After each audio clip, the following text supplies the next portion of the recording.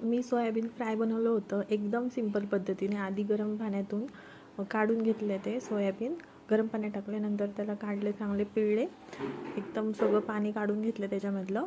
कढईमध्ये 2-2.5 चमचे तेल टाकलं, चांगलं गरम होऊ दिलं. त्याच्यामध्ये आलं लसूण पेस्ट आणि कांदा लसूण घरचं काळं तिखट, थोडं लाल तिखट, हळद, मीठ हे सगळं टाकलं.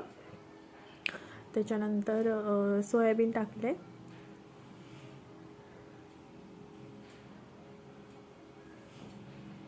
हे चांगलं परतून घेतलं, लाल तिखट वगैरे, आणि नंतर सोयाबीन टाकलं. सोयाबीनला चांगलं एकजीव करून घ्यायचं. वेळ लागतो ह्याला करायला. बारीक गॅसवर चांगलं एकजीव सारखं हलवत राहायचं, नाहीतर ते आपला मसाला जळतो.